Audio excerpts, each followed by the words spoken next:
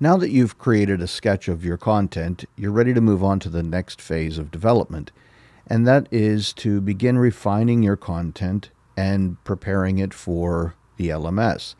What we have done for you is created a worksheet to move you along in the process. This particular worksheet is the game content planning worksheet, which means we're going to focus on the game and the level and missions within a game. So we are actually refining the structure of the game or the components of the game that you're working on. As you look at this worksheet, you'll notice that there's a place for the game title. If this is a game you're starting and you're creating, you'll be the person who's creating that title. But you may already be aware that a game exists that you are contributing to. So you'll just need to know the name of the game that you're actually working in. And then we move down to the level section. In the level section, this is where you are creating the first layer, if you will, of content structure. So levels, if you remember, are that next step down in the hierarchy. And you'll notice here it says copy this section for each level contained in the game. You will most likely have more than one level in your game, or creating more than one level for a game that currently exists. So copy this section as many times as you need to. You'll notice that it goes all the way down to here. So you'll want to copy that out as many times as you need for as many levels as you're creating. The worksheet asks for some information, and as you go through this, be very precise about what you put into each of these blocks, because when you go to the LMS to transfer this information over, what you will have is everything formatted the way that it needs to be formatted when you get into the LMS. So it really is helpful if you take the time to complete every component and do it thoroughly as you go through this process. So in the level, it's asking you for a level title. First, put that in, and then go to the required points. How many points is this level going to be? Remember, points equate to time. So rule of thumb, if it's a 15-minute activity or level or whatever, 15 minutes equates to 25 points. So if, let's say that this level is going to have, let's say 10 activities, and those activities are going to equate to an hour's worth of work. Well, in this case, the required points would be 100, because 100 points would equate to that hour of time, 15 minutes being 25 points. You don't have to complete this yet if you don't know exactly where you're going to land on the activities in time. So you can always come back to this as you're building. But if you do already know, and sometimes in sketching you probably have figured out kind of where you are on that.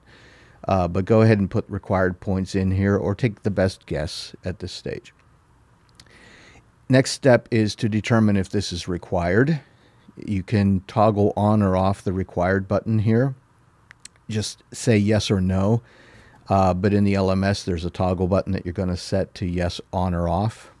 Yes is on, no is off. Next section, summary. Here all you need is a quick single sentence that kind of summarizes the level. What is this level specifically all about? Then we get to the description. The description is where we provide information details, what the learner is going to experience in the level. You could go as far as explaining like how many different missions there are, but you don't have to put a lot here. Just a basic description, a couple of sentences will suffice. Next step, share level in the catalog. In this case, most of our content that we create is going to be set to the no setting in terms of sharing in the catalog.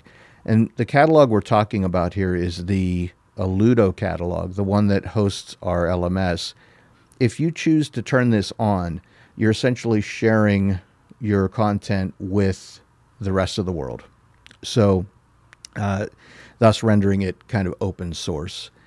In most cases, we are not opening those things up to the public right now. Those would be on a case-by-case basis. So you'll know when that needs to be turned on. It'll be a unique case where it does. So make sure you set that to off or no in this case. Next section is badges. If you're going to award badges for completion of this level, you'll need to let us know yes or no to this, and then also the criteria for that badge. What is the learner going to be demonstrating to earn that badge? And what this really comes down to is just a restatement of what actually they are going to be doing within that level. So that's the badge criteria. And that's really all you need for a level. It doesn't go real deep here. We're going to get to that when we get to creating activities. But this is just that higher level view in level, that hierarchy, second step down. This is just the basic information. Then the next thing we're going to do is go down to mission. Remember, missions is that third step down in the hierarchy where missions live inside of levels, and missions are more refined categories within the level. So these missions will contain activities. Okay, that's that lowest level of the hierarchy where all the work gets done. So the mission is going to be your container for the activities. So as you go in and you create your missions and you put in the information here, keep in mind which activities are going to fit into that. You should have already mapped this out in your sketch. You should already have an idea what your missions are going to be. So as you come in here, you're going to, again, copy this section for each of the missions that you have. So if you have 5 missions in your level, you're going to need 5 sections of this piece. So this is actually a pretty quick one to create. It's a quick, is this mission required? Yes or no. Mission title, a quick description of the mission. Are you awarding a badge for this mission? Yes or no, and the badge criteria. Unique to this learning management system is that we can award badging for the completion of missions as well as levels. So it's the same thing. You did that same process here in levels, but if you want to award badging at the mission level, in other words, every time somebody completes a mission, they'll get a badge for that mission, you would need to put that information here. You may or may not be doing that, so it's really a personal choice as to whether or not badges are awarded at the mission level. At the very least, we want to be thinking about awarding badging at the level section. So that's really all you have to do in this piece.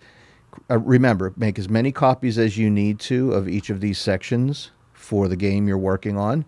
So copy this out any way you like, but this is where you're going to capture all of that information. Once you have this completed, you'll share a copy of this with us in the evidence section below.